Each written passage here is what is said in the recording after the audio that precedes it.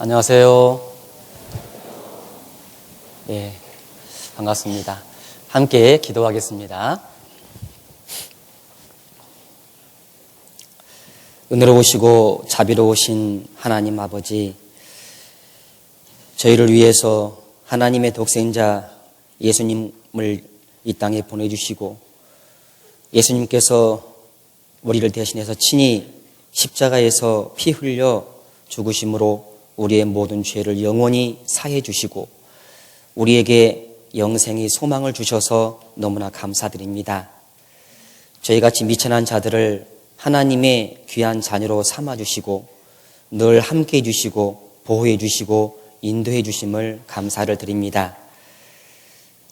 오늘 이 시간 또한 하나님의 인도하심 가운데 하나님 말씀 앞에 나왔습니다.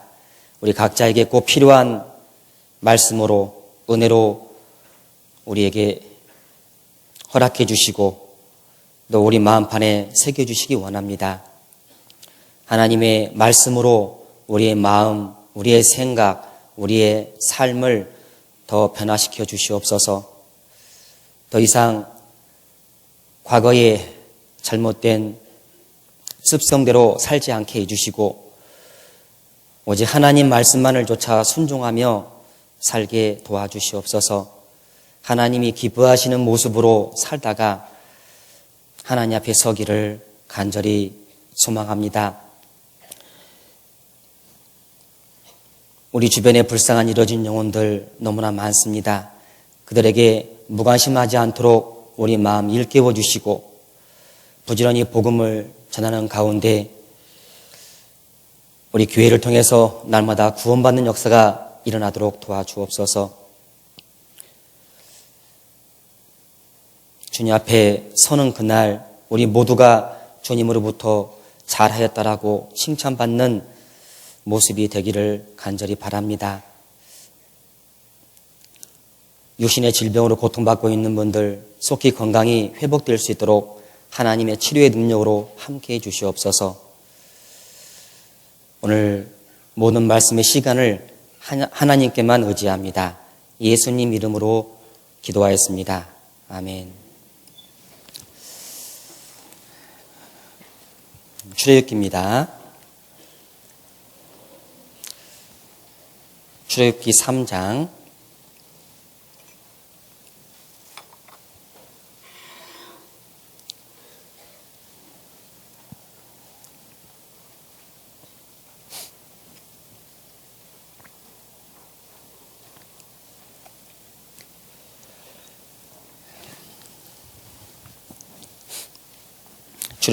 출애굽기 3장 1절입니다.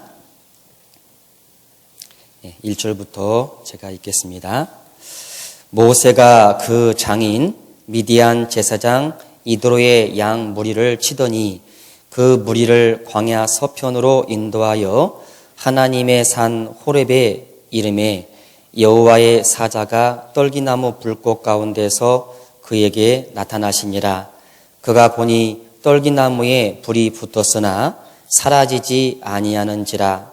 이에 가로되 내가 돌이켜 가서 이 큰 광경을 보리라.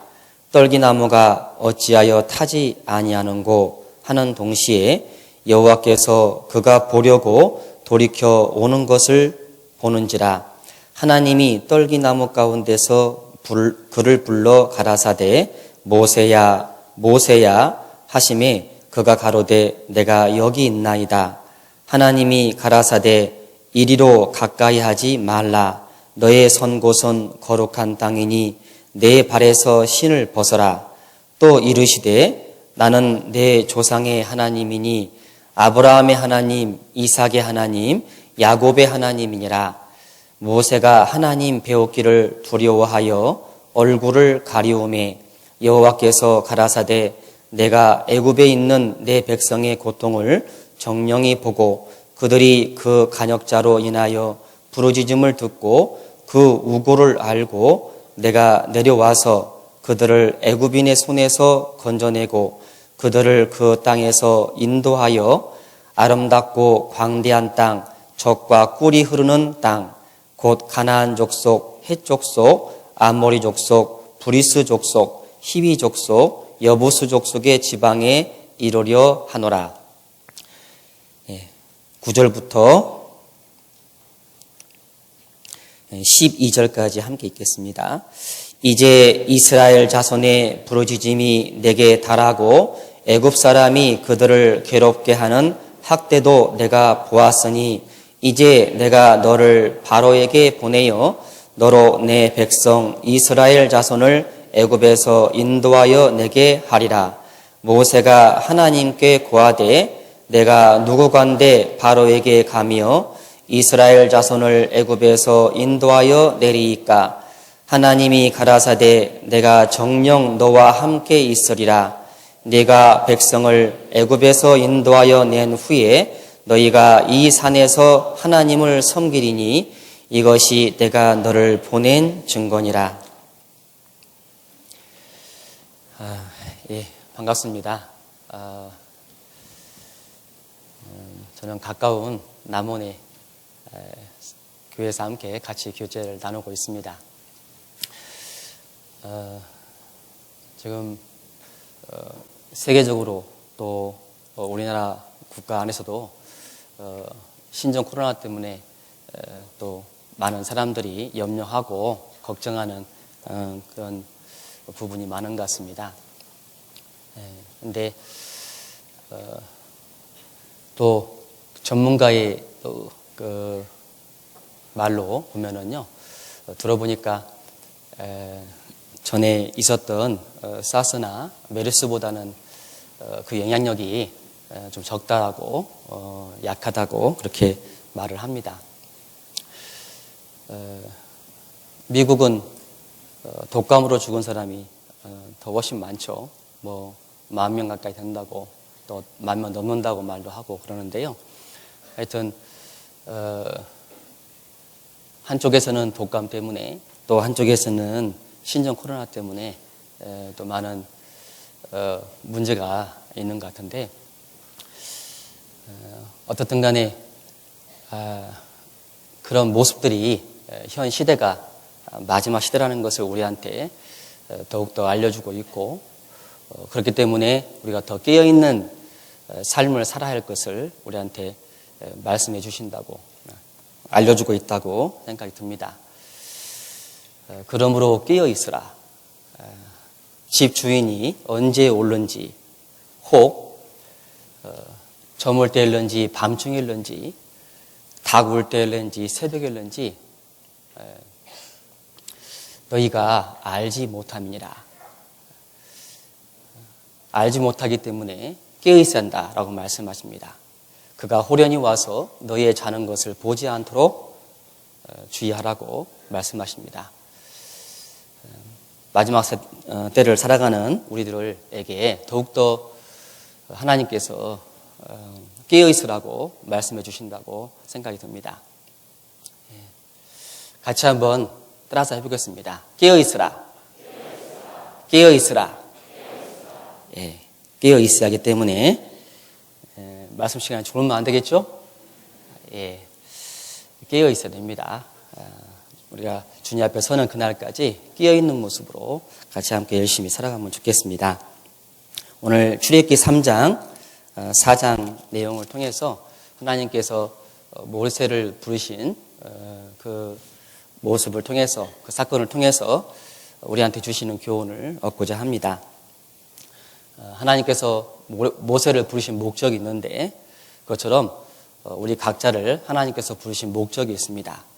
우리를 구원하신 목적이 있죠. 그 목적을 정확히 알고 우리가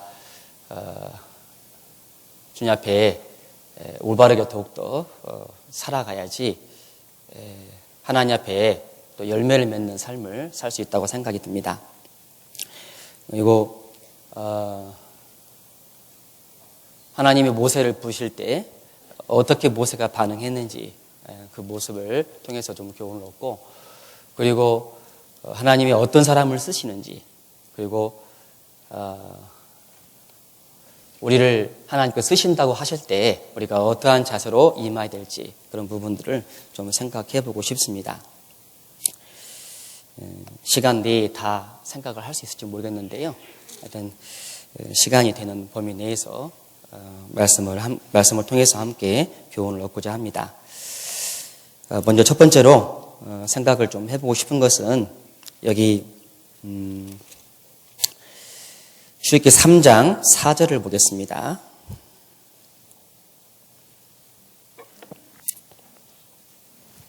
3장 4절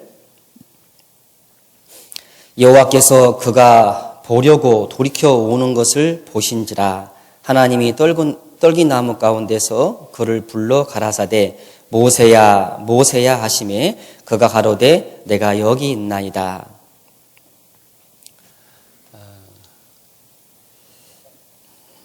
하나님께서 애굽에서 400년 동안 종살이하면서 고통받고 있는 이스라엘 민족을 구원해 주시기 위해서 한 사람을 택합니다. 그 사람이 모세인데 그 모세를 하나님께서 쓰시기 위해서 먼저 애굽에서 40년 동안 애굽의 학술과 모든 것을 배우게 하는 훈련을 시키죠. 그런데 그것만으로는 부족했습니다. 그래서 하나님이 미디안 광야로 모세를 보내셔서 미디안 광야에서 40년을 또 훈련시켜요. 모세가 80세 때 하나님께서 모세를 부르시는 겁니다. 이 모세가 양을 치고 있는데 하루는 호렙이란 그 호렙산에 이르렀는데 호렙산에 있는 떨긴 나무에 불이 붙었는데 타서 없어지지 않는 거예요. 계속 불만 붙어 있는 겁니다. 그래서 이게 무엇인가 하고 가까이 나아가는데 하나님께서 떨기나무 불꽃 가운데서 모세를 보신 겁니다. 여기 여호와께서 그가 보려고 돌이켜 오는 것을 보신지라. 떨기나무 불꽃 가운데서 하나님께서 모세를 보셨어요. 하나님은 모세를 보셨어요. 모세의 마음도 아시고 모세의 상태도 아시고 모세의 모든 것을 아십니다. 그것처럼 하나님께서는 모든 사람을 다 보시고 아십니다. 여기 보신지라 했는데 하나님께서 모든 걸 다 보신다는 거예요. 하나님은 전지하신 분입니다. 모든 걸 다 보시고 아셔요. 3장 7절 보겠습니다. 7절 여호와께서 가라사대 내가 애굽에 있는 내 백성의 고통을 정령히 보고 그들이 그 간역자로 인하여 부르짖음을 듣고 그 우고를 알고 내가 내려와서 그들을 애굽인의 손에서 건져내고 그들을 그 땅에서 인도하여 아름답고 광대한 땅 젖과 꿀이 흐르는 땅 곧 가나안 족속, 헷 족속, 아모리 족속, 브리스 족속, 히위 족속, 여부스 족속의 지방에 이르려 하노라. 하나님께서 애굽에 있는 이스라엘 백성의 고통을 정령히 봤다. 보고 그 우고를 그 부르짖음을 듣고 그 우고를 알고 하나님께서 이스라엘 백성이 400년 동안 어떠한 모습으로 살았는지 하나님은 다 보시고 아신 겁니다. 그리고 이스라엘 백성들이 그 고통 가운데서 하나님께 부르짖을 때 그 부르짖음을 하나님이 다 들으셨다라고 말씀하시죠. 듣고 그 우고를 알고 그 고통을 다 압니다. 그리고 내려와서 애굽인의 손에서 건져내고 그들을 그 땅에서 인도하여 젖과 꿀이 흐르는 땅, 광대한 땅, 아름다운 땅으로 이루려 하노라 라고 말씀하십니다. 하나님께서 보고 듣고 아시고 내려와서 구원해 내가지고 그 이스라엘 백성들을 아름다운 땅으로 인도하고자 하시는 겁니다. 하나님은 다 보시고 아시고 그리고 그 이스라엘 백성들한테 좋지 않은 걸 주려고 하는 것이 아니고 고통을 주려고 하는 것이 목적이 아니고 하나님은 좋은 것을 주려고 하시는 것이 목적인 거예요. 우리도 마찬가지죠. 하나님께서 우리한테 좋은 걸 주기를 원하십니다. 여기 출애굽기 3장에만 계속 하나님 보고 또 아신다고 계속 말씀하시는 부분이 많은데요. 여기 9절도 보면은 이제 이스라엘 자손의 부르짖음이 내게 달하고 애굽 사람이 그들을 괴롭게 하는 학대도 내가 보았으니. 16절 너는 가서 이스라엘 장로들을 모으고 그들에게 이르기를 여호와 너희 조상의 하나님 곧 아브라함과 이삭과 야곱의 하나님이 내게 나타나 이르시되 내가 실로 너희를 권고하여 너희가 애굽에서 당한 일을 보았노라. 19절 20절 같이 읽겠습니다. 내가 아노니 강한 손으로 치기 전에는 애굽 왕이 너희의 가기를 허락지 아니하다가 내가 내 손을 들어 애굽 중에 여러 가지 이적으로 그 나라를 친 후에야 그가 너희를 보내리라. 계속 보고 안다고 말씀하시는 거예요. 떨긴나무 그 불꽃 앞으로 나아오는 모세를 하나님께서 보셨고 또 애굽에서 400년 동안 고통받고 있는 이스라엘 백성들을 하나님께서 다 보셨고 그리고 애굽 왕이 어떤 상태인지 어떤 마음을 가지고 있는지 하나님은 다 보시고 아신다는 겁니다. 그래서 하나님께서 모세를 보내서 우리가 하나님께 희생을 드리기 위해서 희생 제사를 드리기 위해서 사흘 길을 광야로 가야겠다라고 말할 때 바로 보내는 것이 아니고 여러 가지 기적을 보여주고 할 때 그 10가지 기적을 통해서 나중에 보내줄 것을 하나님께서 이미 다 아신다는 겁니다. 보시고 아셨다라고 말씀하셔요. 그리고 다 보시고 아셨기 때문에 이스라엘 백성들을 그 400년의 고통으로부터 건져 주시기 위해서 모세를 선택해서 모세를 보내시는 겁니다. 하나님은 우리의 모든 모습을 다 보시고 아셔요. 우리가 어떻게 살아가는지, 어떠한 죄를 짓고 살아가는지, 하나님 앞에 선을 행하는지 악을 행하는지 하나님은 다 보시고 아십니다. 혼자만 알고 있는 죄, 아무도 모르고 짓는 죄도 하나님은 다 보시는 겁니다. 이 세상에서는 완전 범죄가 혹 있을 수 있습니다. 하지만 하나님 앞에서는 완전 범죄가 있을 수 있어요, 없어요? 하나님 앞에는 다 모든 게 드러납니다. 하나님은 다 보시고 아셔요. 시편 139편을 보겠습니다.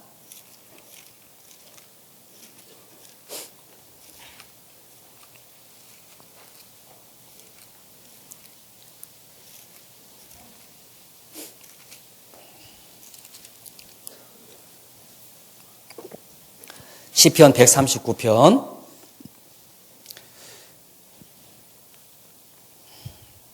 1절부터 4절까지 함께 읽겠습니다. 여호와여 주께서 나를 감찰하시고 아셨나이다. 주께서 나의 앉고 일어섬을 아시며 멀리서도 나의 생각을 통촉하시오며 나의 길과 눕는 것을 감찰하시며 나의 모든 행위를 익히 아시오니 여호와여 내 혀의 말을 알지 못하시는 것이 하나도 없으시니이다. 여호와여 주께서 나를 감찰하시고 아셨나이다. 하나님은 다윗의 모든 것을 다 보시고 아십니다. 다윗가 어떤 생각을 하고 어떤 마음을 가지고 어떻게 살고 있는지 하나님은 다 보시고 아십니다. 그리고 다윗에 대해서 하나님은 말씀하십니다. 내 마음에 합한 사람이라고 말씀하십니다. 우리는 어떻습니까? 하나님께서는 모든 걸 다 보시고 아셔요. 여기 보면은 2절 보면은 주께서 나의 앉고 일어섬을 아시며 멀리서도 나의 생각을 통촉하시오며 나의 생각도 다 통촉하시고 아신다고 하지 않습니까? 이 세상의 왕은 신하의 마음도 또 백성의 마음도 알아주지 못하고 통촉하지 못하는 경우가 있죠. 그래서 신하들이 왕한테 말하잖아요. 통촉하여 주옵소서. 황제폐하 왕이시여 통촉하여 주옵소서라고 계속 하잖아요. 근데 통촉하여 달라고 해도 통촉하지 못하는 경우가 많죠. 근데 하나님은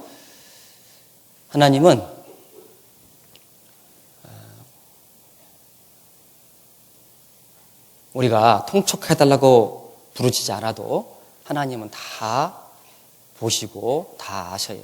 지금 말씀을 듣고 있는 우리의 모습도 하나님께서 다 아시죠. 앞을 보고는 있지만 생각은 딴 데가 있을 수 있어요. 아무도 모를 것 같죠. 근데 하나님은 그거 다 아실까요? 모르실까요? 다 아십니다. 다 아셔요.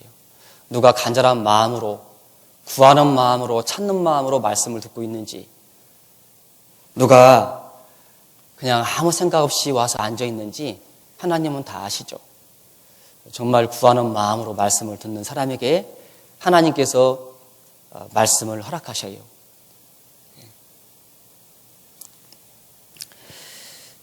하나님은 나의 길과 눕는 것을 감찰하시고 나의 모든 행위를 다 아신다고 말씀하십니다.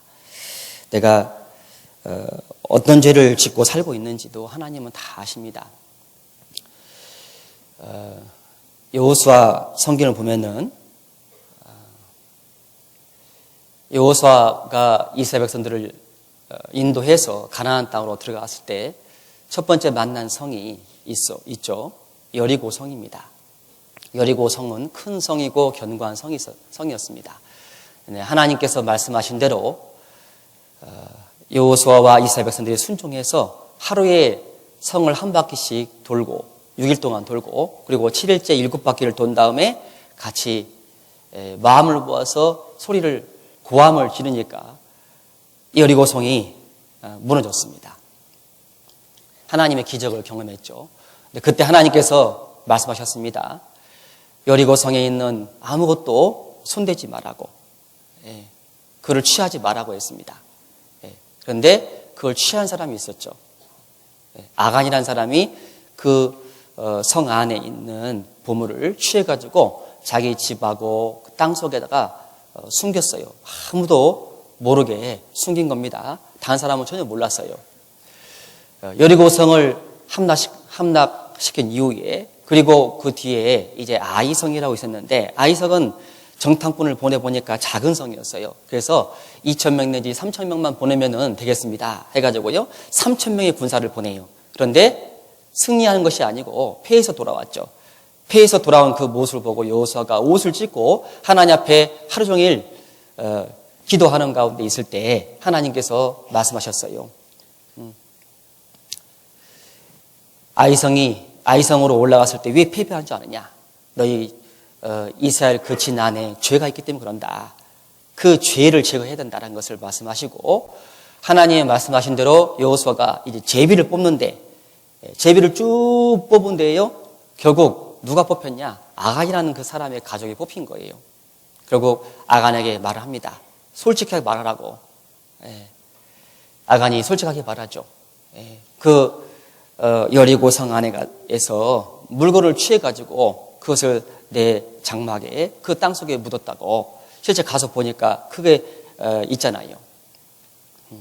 아무도 모르게 한 것 같지만은 하나님께서 아간의 그 죄를 다 보시고 아셨고 제비를 뽑는데 기가 막히게 아간이라는 사람이 딱 걸리잖아요. 하나님께서 하신 겁니다. 우연히 된 것이 아니고 하나님께서 하신 거예요. 그 죄를 드러나게 하신 거예요. 결국 그 아간과 아간의 아들들, 딸들을 포함해서 소나 양들 다 악을 골짜기로 데려와가지고요 돌로 쳐 죽였잖아요. 아무도 모르게 지은 죄 같지만 하나님은 다 보시고 아셨습니다. 그리고 다윗이 하나님 앞에 지은 죄도 아무도 모를 것 같지만 하나님은 다 보시고 아셨죠. 수하의 장군들이, 군사들이 저하고 싸우기 위해서 나가 있는데 다윗은 오후까지 잠을 자다가 일어나가지고요, 밖에 나와서 딱 보는데 아름다운 여인이 목욕을 하고 있는 거예요. 그까지만 했으면 또 그나마 괜찮은데, 보고 사람을 보내가지고 누군가 알아보게 하고 데려오게 해가지고 결국 같이 잠을 잤잖아요. 간음죄를 졌습니다. 그리고 나중에 그 우리아의 아내 밧세바가 아이가 생긴 것을 알고 그것을 다윗한테 구합니다. 다윗이 그 자기 죄를 덮기 위해서요, 전쟁 중에 있는 우리아 장군을 불러오죠. 그래서 그 우리아의 아내 밧세바와 같이 잠을 자라고 자꾸 하는데, 이 우리아 장군은요 아주 충성스러운 장군이었어요. 그래서 다른 사람은 다 지금 전쟁에서 싸우고 있는데 내가 어찌 집에 들어가서 편히 쉬겠습니까? 집에 안 들어가는 거예요. 다윗의 생각하고 틀렸죠. 달랐습니다. 그래서 결국 안 되겠다 싶어가지고 요압한테 시켜가지고 그 전쟁이 치열한 곳에 보내가지고요, 일부러 그 우리아 장군을 죽게 만들잖아요. 간음죄와 살인죄를 짓습니다. 아무도 모를 것 같았는데 하나님은 다 보시고 아셨죠. 그래서 하나님이 나단이라는 선지자를 보내가지고 그 죄를 지적합니다. 그래도 하나님 앞에 다윗은 정직해서 그 죄를 지적할 때 하나님 앞에 내가 범죄했나이다 하고 고백하면서 하나님 앞에 눈물로 회개 기도를 하고 합니다. 아무도 모를 것 같지만 하나님은 숨어서 지은 그 죄를 다 보시고 아셨어요. 아나니아와 삽비라가 땅을 팔아가지고 그 돈을 하나님 앞에 가져온다고 베드로 앞에 내는데요, 땅을 판 돈을 전부 낸 것처럼 속였어요. 하나님은 다 아시죠. 일부만 내놓고 전부 냈다고 낸 것처럼 속이잖아요. 베드로가 하나님께서 그 베드로를 통해서 베드로에게 알려주셨잖아요. 그래서 베드로가 말합니다. 네가 나를 속인 것이 아니고 사람을 속인 것이 아니고 하나님을 속인 거고 성령을 속인 거다. 그 말을 하는과 동시에요, 이 아나니아가 죽고 그것을 모르는 상태에 들어온 삽비라도 또 숨기다가 또 죽잖아요. 그 모습을 통해서 교회에 경각심을 주는데요, 하나님께서는 아나니아와 삽비라의 생각, 그 부부만 알고 있는 그 죄도 하나님은 다 아시는 거예요. 침실에서 부부끼리 하는 대화, 아무도 모를 것 같지만 하나님은 다 보시고 아십니다.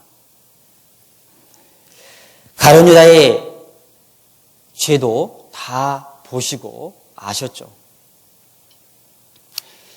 가룟 유다가 돈꾀를 맡아가지고 거기서 살짝 돈을 훔쳤거든요. 아무도 몰랐어요. 쟤들도 다 몰랐습니다. 그런데 예수님은 그걸 다 보시고 아셨어요. 하지만 예수님은 가룟 유다를 끝까지 사랑하셨어요. 예수님이, 하나님이 가룟 유다를 버린 것이 아니고 가룟 유다가 예수님을 버리고 가룟 유다가 끝까지 하나님의 사랑을 거부하고 목매어 자살했기 때문에 결국 가룟 유다는 하나님께서 주시고자 하시는 복을 얻지 못하고 화를 당한 거죠. 하나님은 자기 사람들을 사랑하시되 끝까지 사랑합니다. 예수님은 자기 사람들을 사랑하시되 끝까지 사랑하시니라 말씀하십니다. 요한복음 12장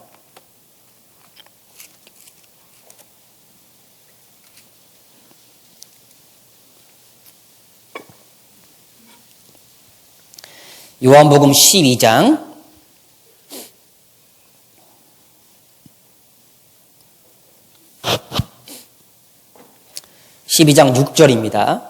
6절. 같이 읽겠습니다. 이렇게 말함은 가난한 자들을 생각함이 아니요 저는 도적이라 돈괴를 맞고 거기 넣는 것을 훔쳐감이로라. 마리아가 예수님 앞에 나와서 향유 옥합을 깨뜨려 가지고 예수님 머리에 예수님의 몸에 붓잖아요. 그 모습을 보고 가룟 유다가 이게 한 300데나리온 정도 될 건데 그 비싼 향유를 예수님께 붓냐, 이거를 팔아가지고 가난한 자들에게 나눠주지 왜 그렇게 하냐라고 말한 겁니다. 그렇게 말할 때 그것이 정의로운 것 같고 그것이 잘하는 것 같이 사람들 생각할지 모르지만 하나님은 가룟 유다의 생각을 다 아시잖아요. 가룟 유다의 마음을 다 아신 겁니다. 이렇게 말하면 가난한 자들을 생각함이 아니요 저는 도적이라 돈괴를 맞고 거기 넣는 것을 훔쳐감이로라. 이미 예수님께서는 이 가룟 유다가 어떻게 행하고 있는지 다 보시고 아셨어요. 그럼에도 예수님은 말하지 않고 가만히 기다리신 겁니다. 참으시는 거예요. 가룟 유다가 회개하고 하나님 앞에 돌아오기를 바라는 겁니다.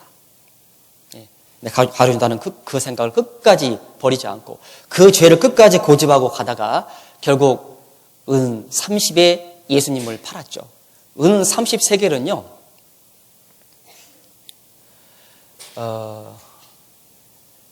출애굽기 뒤에 보면은 소가 그 사람을 이렇게 받아가지고 죽였을 때 그때 특히 남종이나 여종을 받아 죽였을 때 그 사람 값으로 은 30을 주게 돼 있어요. 그러니까 이 종의 값을 한 사람의 값을 치를 때 은 30세겔을 주는 겁니다. 그러니까 이 가룟 유다는 예수님과 함께 3년 반 동안 같이 함께 하면서 예수님이 하신 기적을 보고 예수님이 하신 말씀을 들었음에도 불구하고 예수님이 어떤 분인가를 전혀 모르는 거예요. 예수님의 값을 쳐주는데 은 30세겔을 주는데 그걸 받는 겁니다. 그러니까 이 가룟 유다의 마음속에 예수님을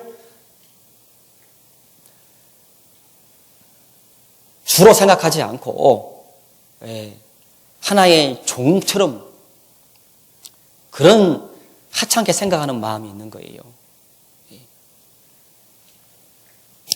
하나님은 가룟 유다의 생각을 다 아시고 다 보시고 아셨어요.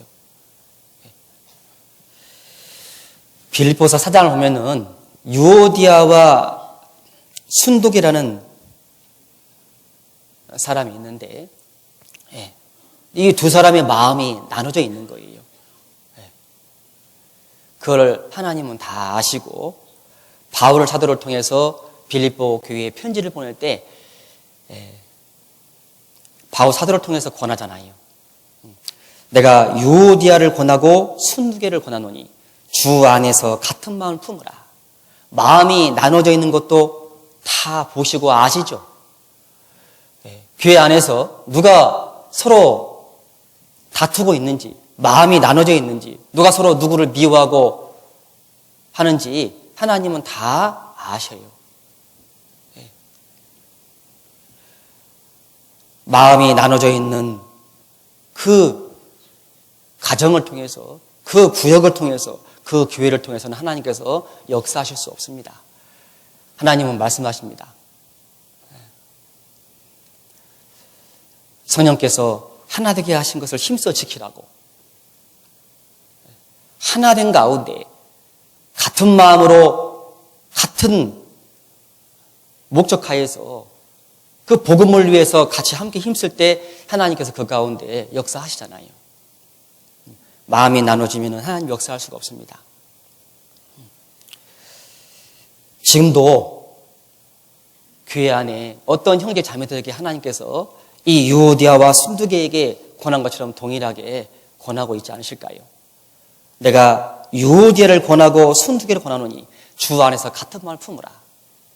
혹 오늘 아침에 오기 전에 부부싸움하고 오신 분 없어요? 혹 부모와 자식 간에 혹 말다툼하고 온 적 없어요? 아무것도 아닌 것 때문에 혹 그럴 수 있거든요. 저는 몰라요. 그런데 하나님은 다 아실까요? 모르실까요? 그거 보셨을까요? 안 보셨을까요? 다 보시고 아십니다.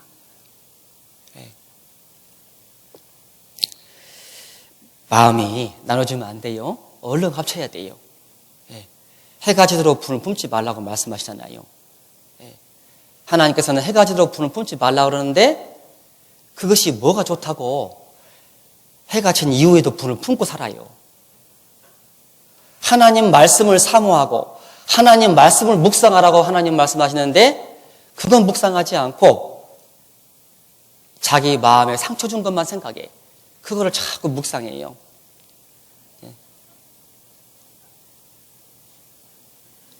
하도 묵상하니까요. 몇 년이 지나도 안 잊어버려. 그래가지고 다툴 때 당신 몇 년 전에 이거 했지, 지난달에 이렇게 했지 하면서 막 끄집어내가지고 하잖아요. 그게 뭐 좋다고 이렇게 끄집어내. 네, 참, 사람이요. 생각보다 마음이 좁아요. 밴댕이 속 같다고 그러는데, 밴댕이 아셔요?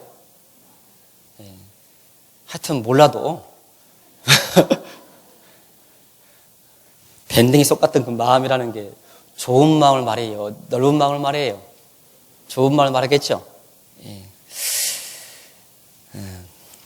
마음을 넓히라 라고 말씀하시는데 우리 마음을 좀 넓혀야 돼요. 그리고 하나님 말씀에 따라서 서로 얼렁얼렁 용서를 하고 해서요 마음이 같은 마음이 될 수 있도록 마음이 나눠진 것이 오래가지 않도록 했으면 좋겠습니다. 같은 교회 안에 있으면서도요 또 같은 가족인데도 친척인데도 불구하고 서로 사랑하지 않고 서로 미워하고 그것 때문에 마음이 나눠져 있는 그런 모습도 혹 보기도 합니다.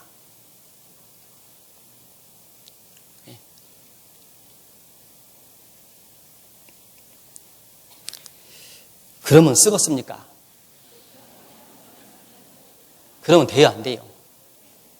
그러면 안 되잖아요. 전주니까 제가 쓰는 말입니다.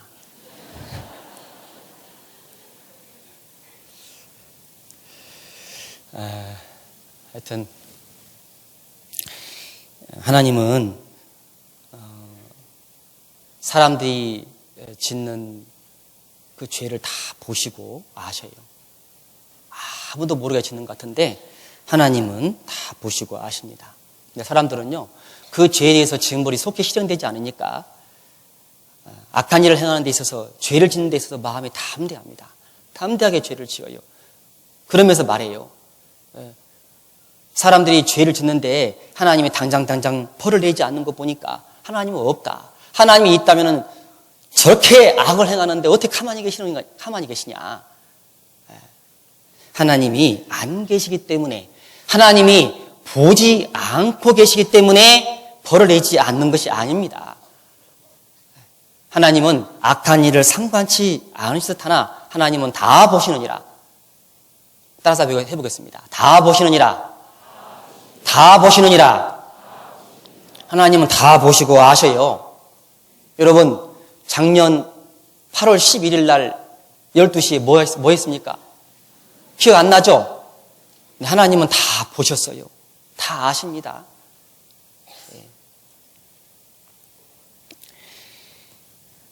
하나님은 다 보시고 아셔요.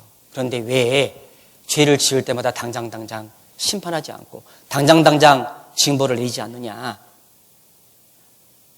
하나님이 참으시는 거예요. 그 죄 가운데서 돌이켜서 하나님 앞에 돌아올 수 있도록 하나님께서 기다리시는 겁니다. 참으시는 거예요. 하지만 계속 참는 건 아니십니다. 하나님이 때가 되면 벌을 내리셔요. 죄가 꽉 차잖아요. 하나님은 더 이상 참으실 수가 없으면은 하나님께서 벌을 내리시는 겁니다. 창세기 15장 보면은 하나님이 아브라함한테 약속하시는데 말씀하시는데 나중에 이스라엘 민족이 그 아브라함의 후손들이 애굽에 내려가가지고 그 애굽에서 많은 고통을 받다가 나중에 돌아올 것을 말씀하시는데요. 예. 그 말씀을 하시면서 나중에 그 백성을 이끌어내가지고 가나안 땅에 들어갈 것을 말씀하셔요. 예. 가나안 땅에 들어갈 때 그냥 들어간 것이 아니고 가나안 땅을 정복하잖아요. 예. 근데 그 가나안 땅에 있는 그 족속들의 그 죄가 아직 관영치 않기 때문에 하나님께서 징벌을 내지 않는다는 것을 말씀하십니다. 예. 때가 되니까 400년 동안 고통받고 있는 이스라엘 백성들을 이끌어내고 그리고 그 이스라엘 군대로 하여금 그 가나안 땅에 있는 그 민족들의 그 족속들의 죄를 하나님께서 징치하시는 거예요. 창세기 15장을 보겠습니다.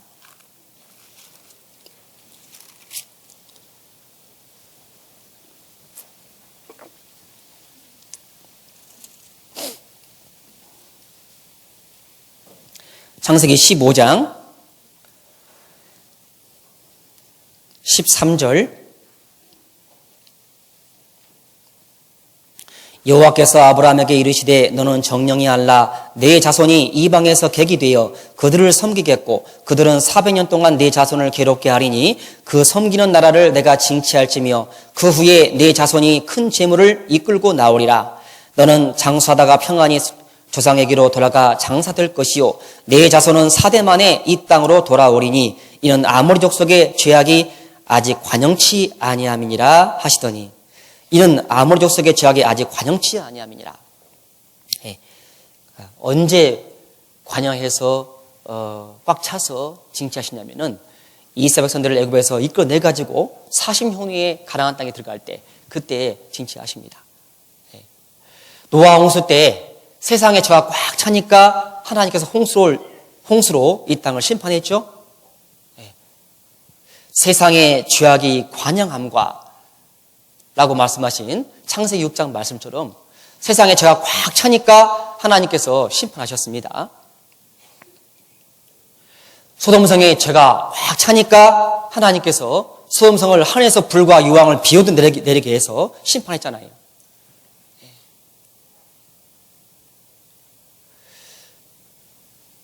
하나님이 죄를 안 보시는 것이 아니고 죄를 다 보시고 아셔요. 그런데 당장 벌을 내지 않은 것은 하나님의 사랑이에요. 하나님의 자비입니다. 하나님의 오래 참으심이에요. 그 오래 참으심 가운데 돌아오기를 원하는 거예요. 그런데 과거에도 그랬고 지금도 하나님의 그 오래 참으심을 거부하고 하나님의 그 인자하심을 거부하고 끝까지 돌아오지 않는 사람들이 너무나 많잖아요. 얼마나 많은 사람들이 하나님을 믿지 않고 영원한 지옥 형벌의 길로 가고 있습니까?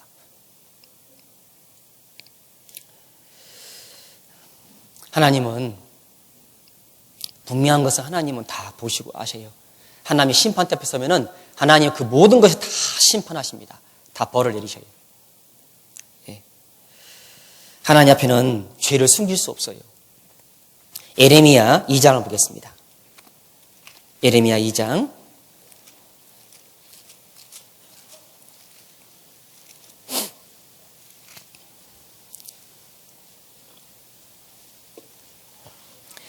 예레미야 2장 23절입니다. 23절 내가 어찌 말하기를 나는 더럽히지 아니하였다 바알들을 좇지 아니하였다 하겠느냐 골짜기 속에 있는 내 길을 보라 내 행한 바를 알 것이니라 너는 발이 빠른 젊은 암약대가 그 길에 어지러이 달림 같았으며 나는 더럽히지 아니하였다 나는 우상을 쫓지 않았다 우상을 섬기지 아니하였다 이렇게 말한다는 거예요. 그런데 하나님은 그 이스라엘 백성들의 죄를 다 보시고 다 아십니다. 하나님 말씀하십니다. 골짜기 속에 있는 내 길을 보라 내 행한 바를 알 것이니라. 골짜기 속에 있는 내 길을 보라 내 행한 바를 알 것이니라. 하나님 앞에 죄를 숨길 수 있습니까?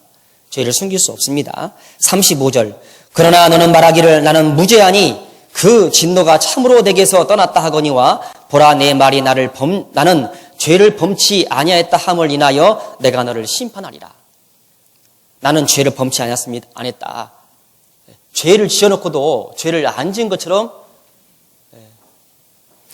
그렇게 한다고 해서 하나님께서 모르시겠느냐? 하나님은 다 아시고 심판하신다는 겁니다. 그 하나님의 심판대 앞에, 그 두려운 심판대 앞에 서기 전에 죄에서 돌이켜서 회개하고 예수님을 믿고 구원을 받아야 되는데 그렇지 못한 사람이 너무나 많습니다. 그러면 구원받은 우리들은 어떻습니까? 혹 하나님 앞에 숨은 죄 없습니까?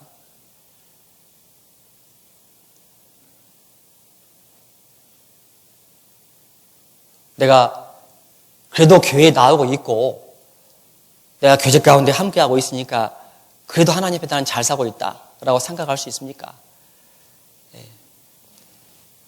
우리는 매일의 삶 속에서 하나님 앞에 짓고 있는 죄가 있습니다. 그 죄를 하나님 앞에 숨기면 안 돼요. 죄를 안 지은 사람처럼 하나님 앞에 나가면 안 될 겁니다.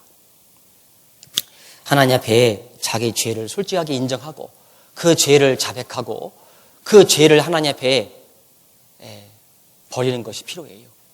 점점 그 죄로부터 구별된 모습으로 살아가야 됩니다. 만일 우리가 하나님 앞에 죄 없다 하면 스스로 속이고 스스로 속이는 것이 되는 거예요. 하나님 앞에 죄를 솔직히 인정하고 자백하면 하나님 그것을 용서해 주시고 그 용서해 준 것을 믿고 나아가야 돼요. 그러면 점점 그 죄와 더욱더 구별된 깨끗한 모습으로 살아갈 수 있는 겁니다.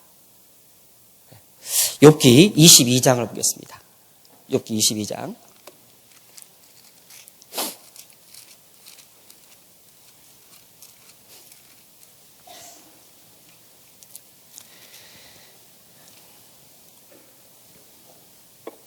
욥기 22장 21절입니다. 21절. 너는 하나님과 화목하고 평안하라. 그리하면 복이 내게 임하리라. 청컨대 너는 그 입에서 교훈을 받고 그 말씀을 내 마음에 두라. 23절부터 25절까지 같이 읽겠습니다. 내가 돌아가고 또 내 장막에서 불의를 멀리 버리면 다시 흥하리라. 내 보배를 진토에 버리고 오빌의 금을 강가의 돌에 버리라. 그리하면 전능자가 내 보배가 되시며 내게 귀한 은이 되시리니 네가 만일 전능자기로 돌아가고 또 내 장막에서 불의를 멀리 버리면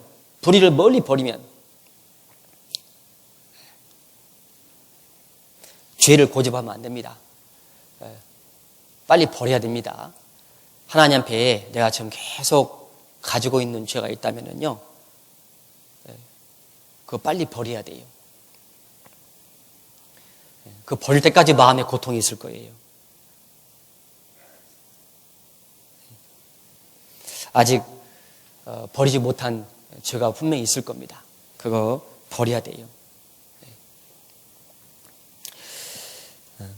하나님 앞에 우리가 어떻게 살았는지에 대해서 하나님께서 분명히 그리스도의 심판대 앞에서 우리가 심판을 받습니다. 상이 다를 거예요. 하나님이 모든 걸 다 보시고 아시기 때문에 하나님께서 말씀하셔요. 두렵고 떨림으로 너희 구원을 이루라고. 하나님을 두려워할 줄 알아야 돼요. 그러니까 생각보다 하나님을 두려워할 대로 두려워하지 않아요.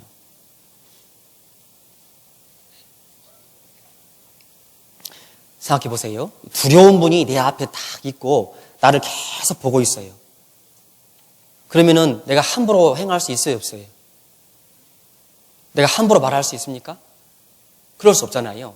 그런데 어떤 분은 심지어 교제 가운데서 함부로 말을 내는 사람이 있어요.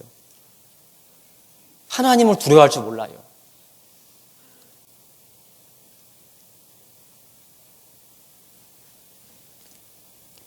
너는 하나님 앞에서 함부로 입을 열지 말라. 내가 무슨 무익한 말을 한다 하더라도 하나님께서 심판에 그것을 심판한다고 말씀하시지 않습니까? 그래서 내 말 한마디 때문에 다른 사람이 마음에 상처를 입을 수 있고 혹 실족당할 수도 있어요. 그래서 우리가 조심하는 게 필요해요. 대충 살면 안 됩니다. 우리가 깨끗한 옷을 입으면은요, 아무 데나 막 덜썩덜썩 앉아요, 안 앉아요? 아무 데나 안 앉죠?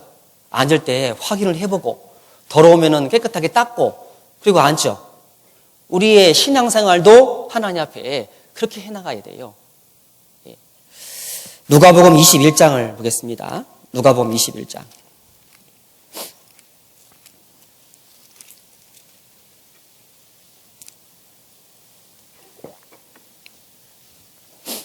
누가복음 21장 34절 34절부터 36절까지입니다.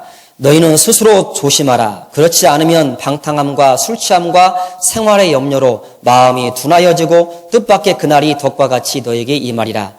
이 날은 온 지구상에 거하는 모든 사람에게 임하리라. 이러므로 너희는 장차 올 이 모든 일을 능히 피하고 인자 앞에 서도록 항상 기도하며 깨어 있으라 하시니라. 너희는 스스로 조심하라. 조심하지 않으면 방탕함과 술취함과 생활의 염려로 마음이 둔해질 수 있기 때문에, 마음이 둔해지면 하나님 앞에 신앙생활을 올바로 할 수 없기 때문에 조심하라고 말씀하세요. 그러면서 마지막에 그러므로 깨어 있으라고, 기도하면서 항상 기도하며 깨어 있으라고. 이 깨어 있으라는 말씀하고 거의 붙어 있는 말씀 중에 하나가요, 이 기도하는 거예요. 기도하지 않으면 깨어 있을 수 없습니다. 기도를 등한히 하면은요, 깨어있는 삶을 살 수 없어요. 하여튼, 깨어있으라고 말씀하셔요. 특별히 마지막 때를 살아가고 있는, 세상 끝을 살아가고 있는 우리에게 더욱더 하나님께서 말씀하십니다. 깨어있으라. 말씀하십니다. 깨어있으라. 깨어있는 모습은 눈을 뜨고 있는 모습이에요.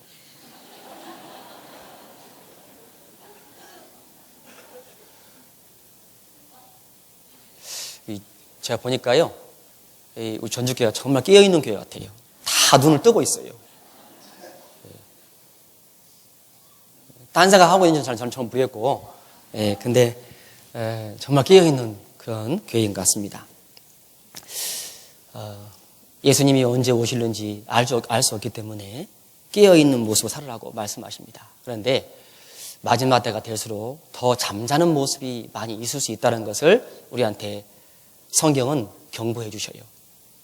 이 열처녀의 비유를 보면은 슬기로운 처녀 5명하고 미련한 처녀 5명이 있는데, 슬기로운 처녀는 등에 기름을 같이 준비한 처녀고, 미련한 처녀는 등만 준비한 처녀잖아요. 기름은 성령을 의미하잖아요. 그러니까 슬기로운 처녀는 구원받은 사람을 말하고 미련한 처녀는 구원받지 않은 사람을 말하는데, 신랑이 오기 전에 그 예언 처녀가 다 졸며 잘세, 다 졸며 잤다고 했잖아요. 그때 신랑이로다 맞아라 하니까요, 슬기로운 처녀는 깨어가지고 일어나서 신랑을 맞이했습니다. 그 모습이, 그 말씀이 우리한테 주는 교훈도 있다고 생각이 듭니다. 구원받은 사람들 중에도 잠자는 모습으로 신앙생활을 하는 그런 모습이 마지막 때가 될수록 더욱더 많이 있을 수 있다는 것을 우리한테 교훈해주고 있지 않는가 생각이 들어요. 잠자면 안 됩니다. 일어나야 돼요. 잠자는 자여 일어나서 깨어서 일어나라고 하나님께서 말씀하십니다.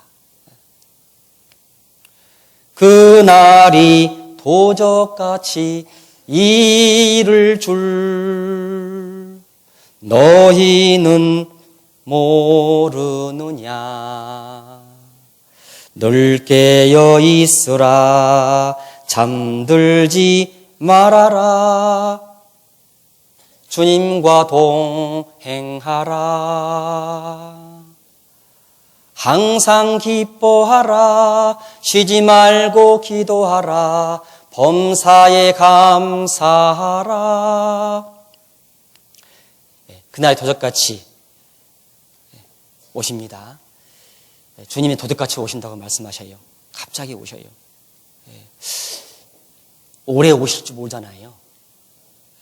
지금 일어나고 있는 일들을 보면은요, 오래 오실 수도 있다는 생각이 듭니다.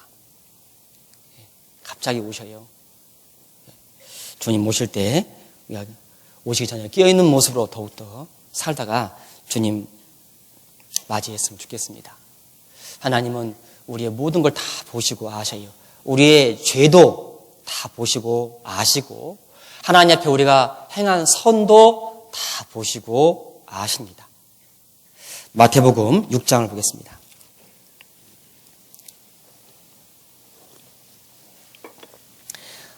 마태복음 6장 4절.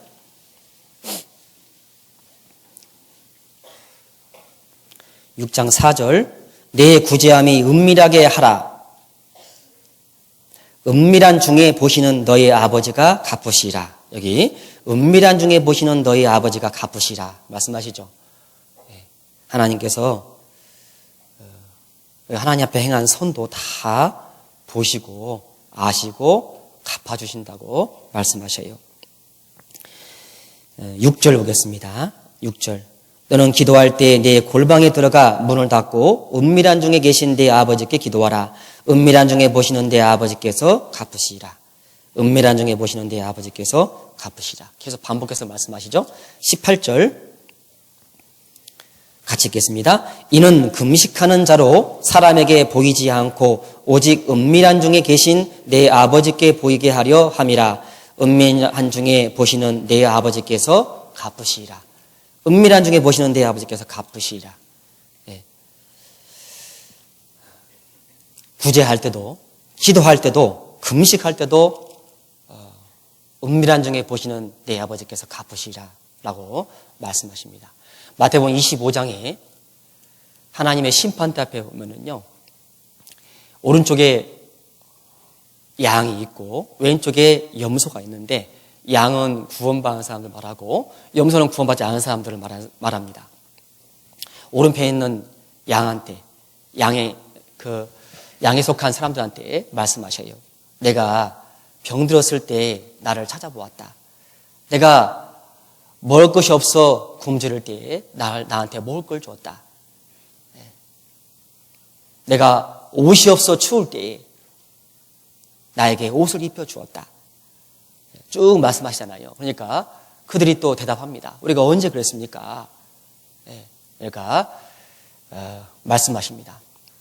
이 소자 중 하나에게 한 것이 바로 내게 한 것이니라. 이 소자 중 하나에게 한 것, 다른 사람은 다 못 봐서 모를 줄 모르지만 하나님은, 예수님은 그것을 다 보시고 아시는 거예요. 교회당 한쪽에서 어느 한 곳을 내가 청소한 것도, 닦는 것도, 휴지 하나 줍는 것도 하나님은 다 보시고 아셔요.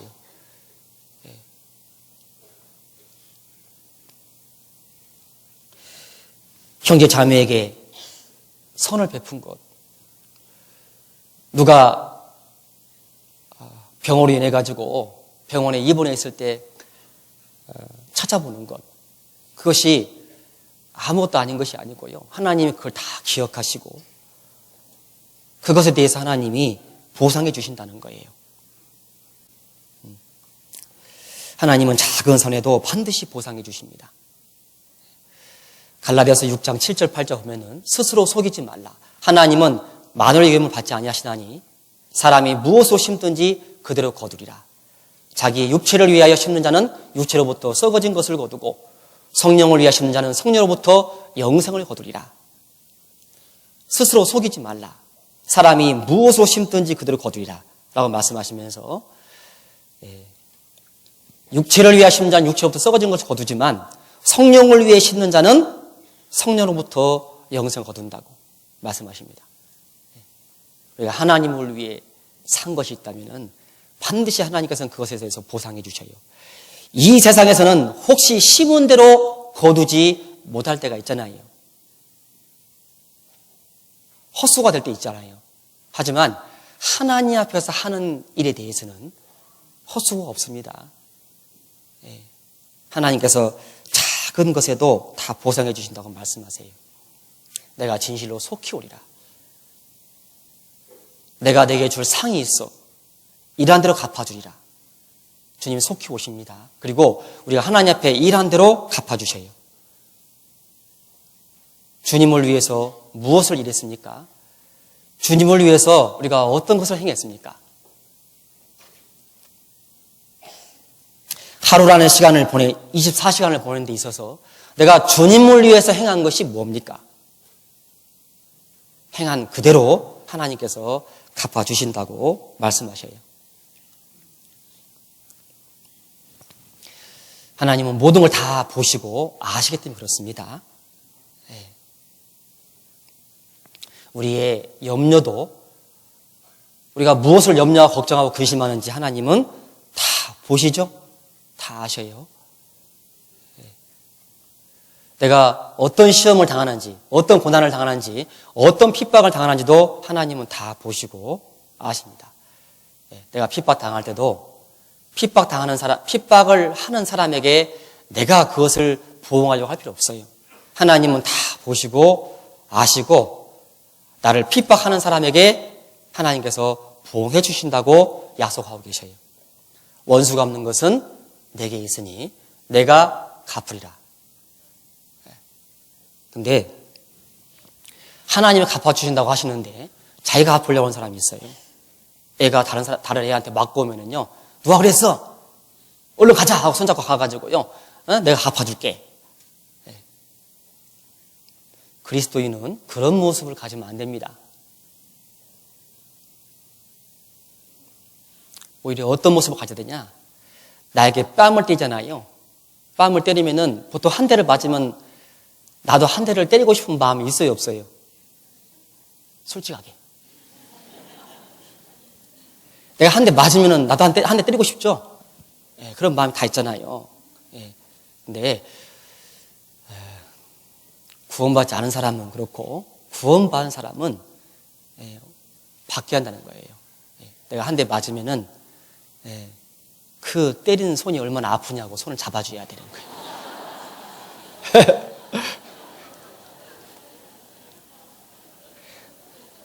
이게 참 어려워요.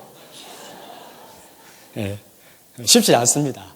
그런데 하나님께서 하라고 말씀하시죠. 하라고 말씀하시는 것은 할 수 있기 때문에 하라고 하시는 거예요. 할 수 없는데 하라고 하시는 거예요. 할 수 있기 때문에 하시는 겁니다. 내가 받은 사랑이 더 크기 때문에 그 사랑을 생각함으로 내가 받은 용서가 더 크기 때문에 내가 받은 그 용서로 말미암아 상대방을 용서해 주라고, 그 손을 잡아주라고, 원수를 위해서 기도해 주라고 말씀하시는 거예요. 그렇게 해야 복음이 전해질 수 있죠. 하나님은 내 염려, 내가 어떤 시험을 받고 있는지 다 아시기 때문에 하나님은 이렇게 말씀하세요. 고린도전서 10장을 보겠습니다. 고린도전서 10장. 많은 그리스도인에게 위로와 힘이 되는 말씀이죠. 10장 13절입니다.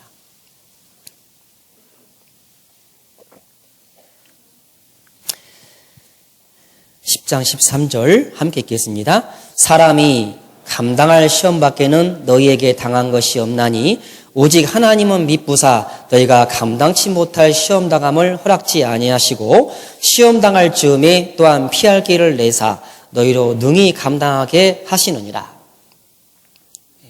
하나님은 우리가 어떤 시험을 당하는지 잘 아십니다. 다 보시고 아셔요. 그리고 그 시험을 내가 도저히 못 견딜 것 같으면요, 하나님 피할 길을 내사 그 길로 가게 해주셔요. 내가 아직 그 시험을 당하고 있다면은 내가 견딜 수 있기 때문에 하나님께서 허락하고 계시는 거예요. 내가 도저히 못 견딜 것 같아도, 감당할 수 없을 것 같아도 감당할 수 있기 때문에 하나님께서 허락하고 계신다고 믿어야 돼요. 그리고 내가 정말 견딜 수 없고 도저히 이길 수 없다면은 하나님께서 피할 길을 내주실 것을, 그거를 믿어야 돼요. 그때까지는 잘 참아야 됩니다. 견뎌야 돼요. 그 참는 속에서 우리의 믿음이 견고해지고 우리의 믿음이 자랍니다. 하나님께서는 우리한테 좋은 걸 주기 원하셔요. 따라서 한번 해보시겠습니다. 하물며 너희일까 보냐. 하물며 너희일까 보냐. 육신의 아버지도 육신의 부모도 자식에게 좋은 것을 줄 줄 알거든. 하물며 하나님 아버지께서 구원받은 하나님의 자녀에게 좋은 것을 주지 않겠느냐. 자기의 아들을 아끼지 아니하고 내어주신 이가, 죽는데 내어주신 이가 어찌 모든 것을 은사로 주시지 않겠느냐. 하나님은 좋은 걸 주기 원하신다는 겁니다. 마귀는 당장 좋은 것을 줄 것처럼 하지만 결국에선 쓴 것을 주어요. 하지만 하나님은 당장은 쓴 것을 허락하는 것 같지만 결국은 좋은 걸 주기 원하시는 겁니다. 그거를 우리가 잘 생각하고 살아가는 것이 필요합니다. 이 하나님이 나를 계속 보시고 나한테 관심을 가져주시고 나의 모든 걸 알아주신다는 거, 그 생각하면은 그게 얼마나 고마운지 몰라요. 다윗이 시편 8편에 보면 말합니다. 주의 손가락으로 만드신 달과 별들을 내가 보오니 내가 무엇이 간데, 사람이 무엇이 간데 주께서 저를 생각하시며 인자가 무엇이 간데 저를 권고하시나이까. 사람이 무엇이 간데, 우리도 하나님을 생각을 해봐야 됩니다. 하나님, 제가 도대체 뭐길래, 그렇죠, 내가 뭐길래 하나님이 나 같은 사람을 위해서, 죄만 짓고 살던 나 같은 사람을 위해서 하나님의 아들을 이 땅에 내어 보내주셨을까? 내가 도대체 뭐길래 나 같은 사람을 항상 눈을 떼지 않고 보시고 관심을 가져주실까? 심상길 동안도 나를 놓지 않으시고 나한테 관심을 가져주실까? 한번 생각해 보십시오. 이 우주 안에서 나 같은 나는요, 먼지맛도 못한 존재예요.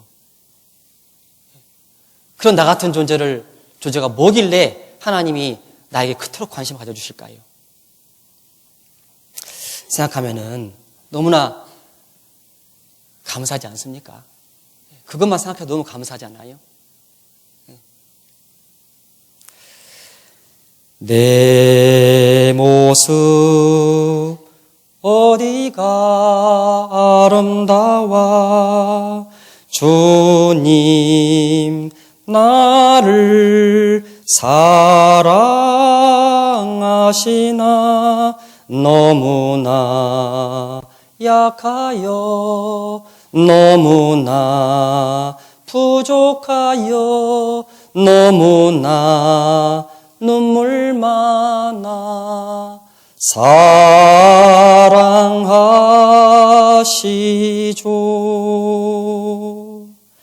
내 모습 어디가 아름다워 나를 위해 주 돌아가셨나 너무나 죄 많아 너무나 무지하여 너무나 사랑하사 십자가 지셨네.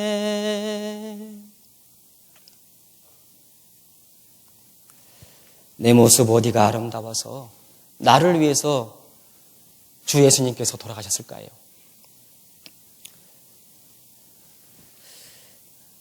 주님의 사랑이 아니면 나를 위해서 십자가를 지셨겠습니까?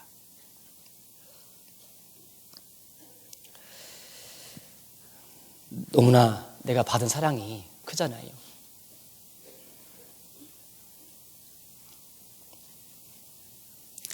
구원받은 이후에도 하나님은 나와 항상 같이 계시고 나를 돌아보고 계십니다. 주님이 내 곁에 안 계시는 것처럼 생각하면서 답답해하고 괴로워하고 눈물을 흘릴 때도 주님은 내 곁에 계셔서 나와 함께 눈물을 흘리셔요.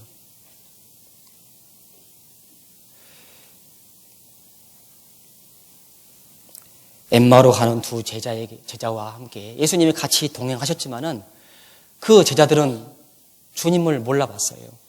나중에 눈을 열어주니까 그때서야 주님인 줄 알았습니다. 주님이 지금 내 곁에 계시는데, 나와 함께 하시는데, 나와 동행하시는데 내가 그걸 모르고 살 수가 있는 겁니다.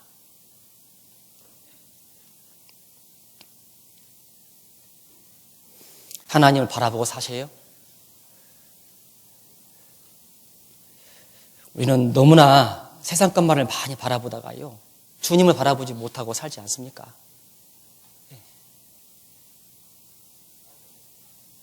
여호와를 앙망하라. 여호와를 앙망하라. 하나님을 바라라 라고 말씀하시는데, 하나님이 우리를 계속 보시고 아시고 권고해 주시는 것처럼 우리도 주님을 바라봐야 되지 않겠습니까? 돈만 보고 쫓지 말고 세상 것만 보면서 그것 좀 없다고 그것 때문에 기죽고 어깨 축 늘어뜨리고 눈물 흘리지 말고, 이미 내가 받은 사랑이 너무나 커요.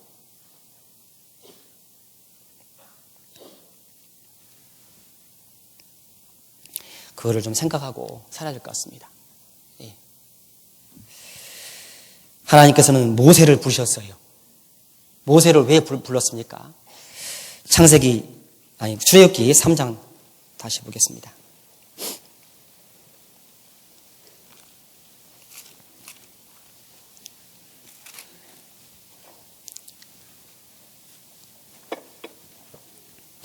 출애굽기 3장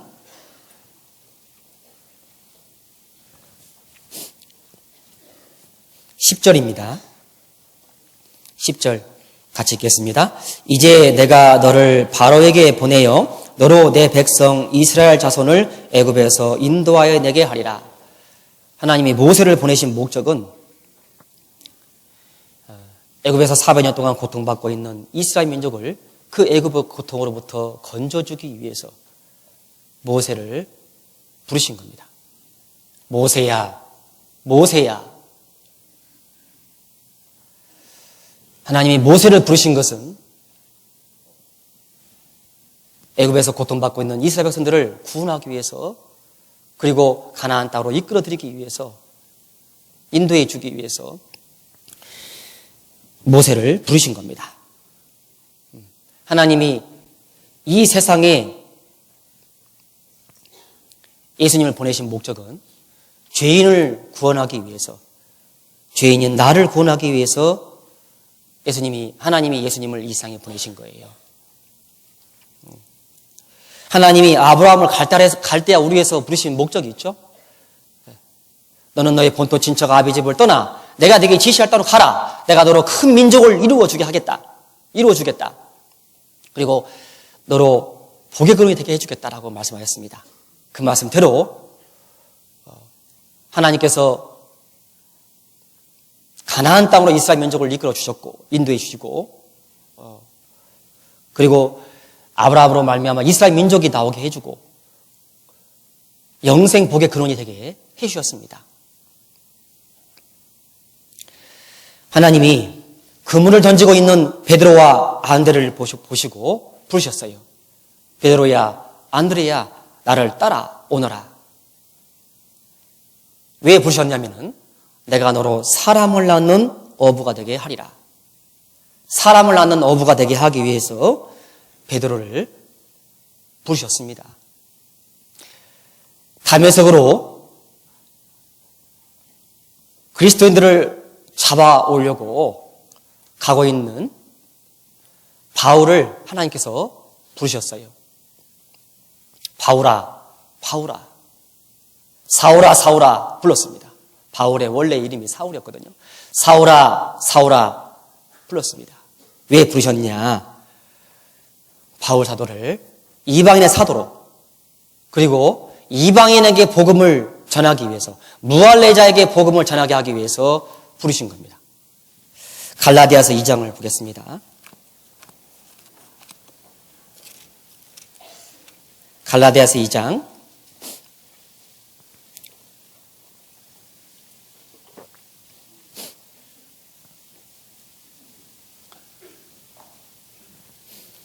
2장 7절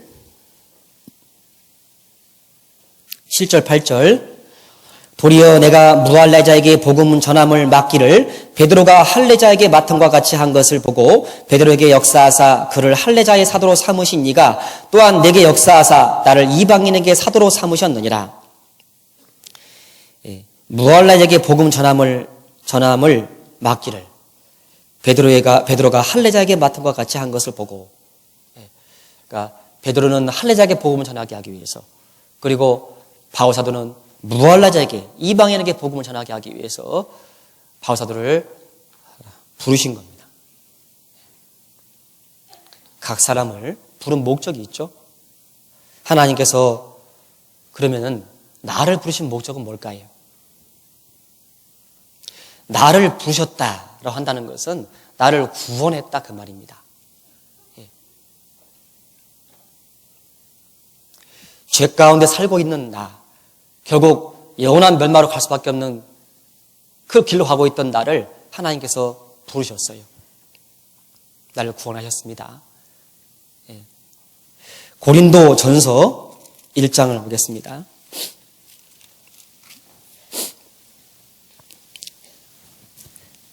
고린도 전서 1장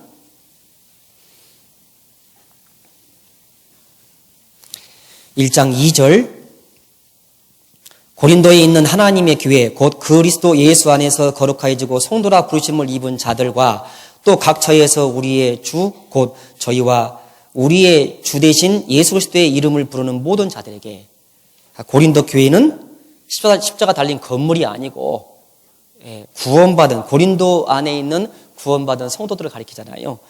구원받은 성도를 말하면서 그리스도 예수 안에서 거룩하여지고 성도라 부르심을 입은 자들, 성도라 부르심을 입은 자들잖아요.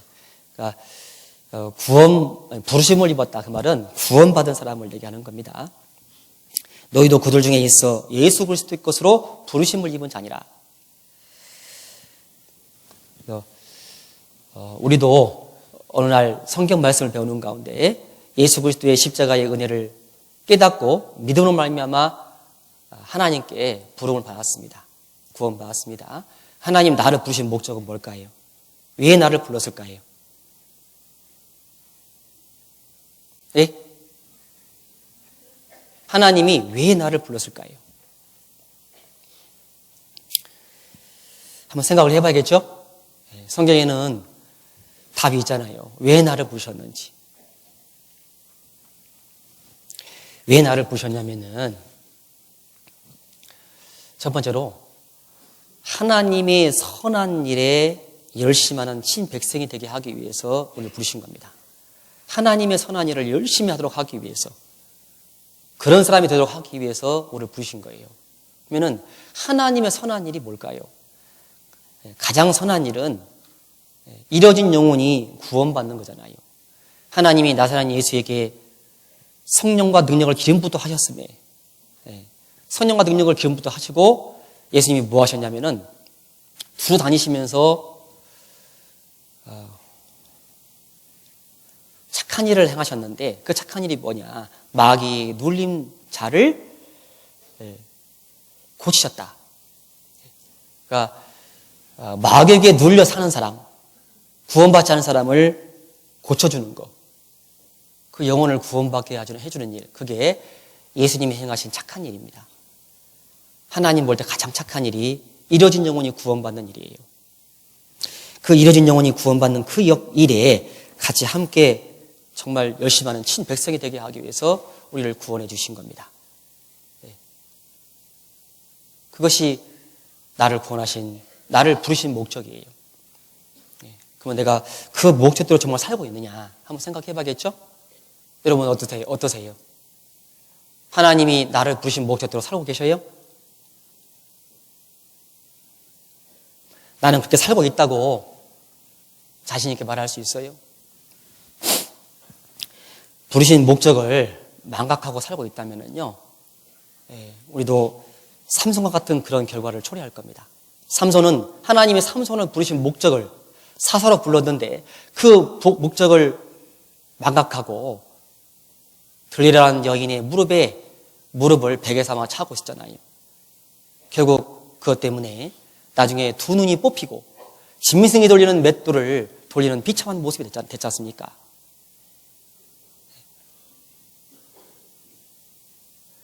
부르신 목적을 상실한 사람의 모습이에요. 결과입니다. 우리가 어떤 물건이 있는데 그 물건이 있는 목적을 상실했어요. 이제 그 목적이 없어졌어. 그러면은 어떻게 되겠습니까? 더 이상 그 물건을 쓰진 않죠? 나중에 결국에는 쓰레기통에 들어갈 수밖에 없을 거예요. 그렇지 않겠습니까? 하나님이 나를 부르신 목적이 있는데 내가 그 목적을 잊어버리고 살고 있다면은, 그 목적과 무관하게 살고 있다면은, 아무 생각 없이 살고 있다면은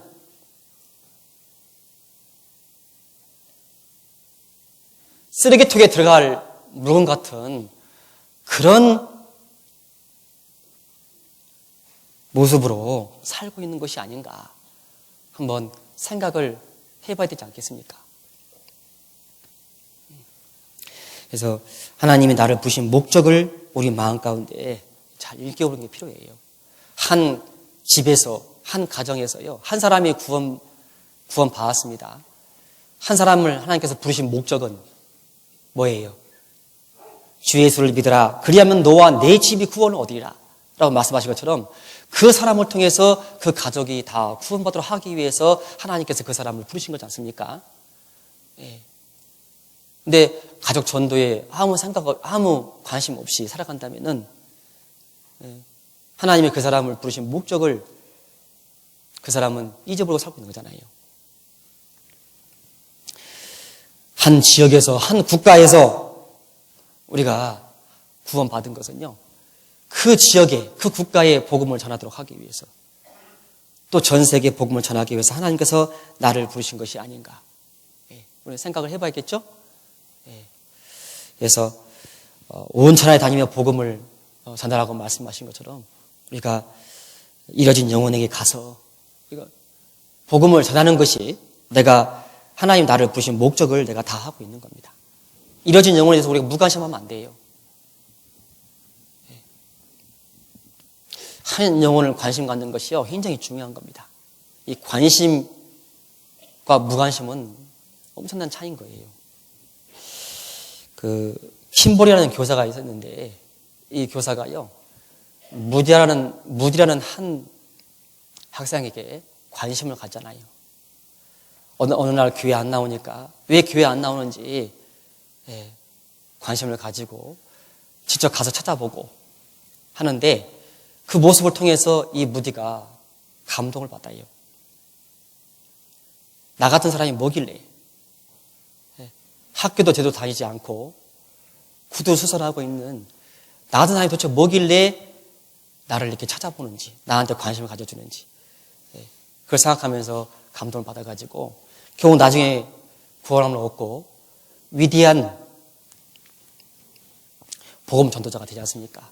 그 무디 한 사람을 말미암아 얼마나 많은 사람이 구원을 받아요. 그 무디가 이렇게 변화된 그 이유 중에 하나가요, 그 킴보라는 교사의 영향력이 있는 거예요. 관심 때문에 그런 겁니다. 우리도 누군가에 관심을 가졌을 때 그 사람이 나중에 구원을 받았을 때 그 사람을 통해 얼마나 많은 열매를 맺을지 우리는 알 수 없잖아요. 안 그렇습니까? 그래요, 안 그래요?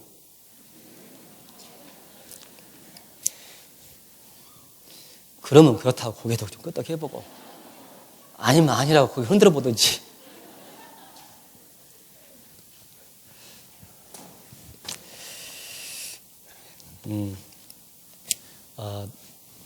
과거에 1941년도 12월 7일 날 그때 일본군이 진주만을 폭격했어요. 근데 그 진주만을 폭격할 때 미군 병사가요, 레이더를 이렇게 보면서, 화면을 보면서 이상이 여기가지고 이제 그 비행기가 날아오는 모습을 이렇게 포착해가지고요, 그거를 장교한테 보고를 한 겁니다. 근데 이 장교가 그래서 별로 무관심했어요. 그거 아무것도 아니라고, 신경 쓰지 말라고. 비행기가 어마어마하게 353대인가요? 그 정도가 이렇게 쭉 오고 있었거든요. 근데 이거 우리 군대다, 우리 비행기다, 걱정하지 마라 말하는데, 왜 그렇게 무관심했냐면은 이 사람 생각에는 뭐가 있었냐면은 오늘 밤에 파티가 있어. 오늘 밤 파티 그거밖에 생각 없는 거예요. 그러니까 그 파티 하나 때문에 관심이 없는 거예요. 근데 이 한 사람의 장교의 이 무관심 때문에요, 그날 3,000명이 넘는 미군이 죽고, 그리고 177대 이 미군 비행기가 파괴가 됐어요. 한 사람의 무관심 때문에, 나의 무관심 때문에 지금 옆에 있는 이뤄진 영혼이 영원한 멸망으로 가고 있다고 하는 것을 우리가 생각을 해봐야 됩니다. 3,000명 이상이 육신의 죽음을 당한 것보다 한 영혼이, 이뤄진 영혼이 영원한 지옥 가는 거, 그게 더 얼마나 커요. 육신의 죽음과 그냥 영혼의 그 멸망을 생각한다면요. 그래서 내가 하나님 나를 왜 부르셨는지, 왜 구원했는지, 그리고 내가 지금 구원받은 이후에 왜 이 땅에 살고 있는지, 그거를 잊어버리지 말고 살았으면 좋겠습니다. 이뤄진 영혼에 대해서 관심을 가지고 살아야 돼요. 그리고 우리 안으로는 형 자매님께 서로 뜨겁게 사랑해야 돼요. 서로 미워하지 마세요. 혹시 누구 미워한 마음 있으면은요, 오늘이 지나가기 전에 빨리 해결을 하셔야 돼요. 아시겠죠? 오늘 혹시 아침 오기 전에 부부싸움 하고 오신 분 있으면은요, 오늘 집에 가서 빨리 화해하셔야 돼요. 아시겠죠? 마귀가 자꾸 틈을 타요. 마귀가 틈을 타가지고 자꾸 나누려고 그래요. 그래서 나눠지지 않도록 이렇게 잘했으면 좋겠습니다. 그리고 교회 안에서 하나님이 우리를 부르셔가지고 우리에게 맡기신 직분이 있어요. 봉사가 있습니다. 하나님이 나를 왜 부르셨는가, 그것도 잘 생각을 해봐야 됩니다. 따라서 한번 해보겠습니다. 맡은 자에게 구할 것은 충성이니라. 하나님 맡은 자들에게 구하는 것은 충성이라고 말씀하셔요. 하나님이 나를 왜 부르셨는지, 나에게 왜 이런 직분을 맡기셨는지, 나에게 이런 왜 봉사를 맡기셨는지, 그 목적을 잘 생각하고 정말 감사하면서 그 봉사의 직분을 잘 행했으면 좋겠습니다. 나 같은 사람에게, 정말 천하고 무능한 나 같은 사람을 하나님께서 불러주셔서 나에게 하나님의 귀한 그 고귀한 일을 맡기신 것에 대해서 정말 감사하면서 우리가 주님 앞에, 주님 오시는 그날까지 열심히 해나가면 좋겠습니다. 어떤 분들은 참 감사할 줄 모르는 것 같아요. 이 세상 어떤 일보다 대통령이 어떤 사람한테 맡기는 특별한 일이 있다면요, 그게 얼마나 귀한 일이겠어요. 큰 일이겠어요. 그 사람은 그에 대해서 크게 생각할 겁니다. 만왕의 왕이신 하나님께서 나에게 일을 맡겼을 때요, 그걸 정말 크게 여기고 정말 감사하고 주님 앞에 그걸 충성되이 행했으면 좋겠습니다. 작은 일을 할지라도 충성스럽게 행한다면은 하나님께서 다 보시고 아시고 갚아주십니다. 기도하겠습니다. 자비로우신 하나님 아버지, 저희가 뭐길래 저희 같은 사람을 위해서 하나님의 독생자를 이 땅에 보내주셨습니까? 예수님께서 우리를 위해서 십자가에서 대신 피 흘려 주셨습니까? 그 은혜에 더 깊게, 더 생각하고 그 은혜를 더 크게 여기고 감사하며 살도록 인도해 주시옵소서. 주님의 사랑의 깊이와 넓이와 높이와 길이를 더욱더 알아갈 수 있도록 도와주시옵소서. 또한 그 사랑을 더 아는 만큼 주님의 그 사랑에 보답하는 삶을 살도록 인도해 주시옵소서. 또한 그 사랑에 합당한 삶을 살도록 인도해 주시기 원합니다. 하나님께서 우리를 부르신 목적이 분명히 있습니다. 그 목적, 오늘 배운 말씀 그 마음에 깊이 새기게 해주시고 그 목적에 맞게 살아가도록 인도해 주시옵소서. 주님 앞에 서는 그날까지 주님의 뜻에 더 순종하며 살도록 인도해 주시옵소서. 예수님 이름으로 기도하였습니다. 아멘.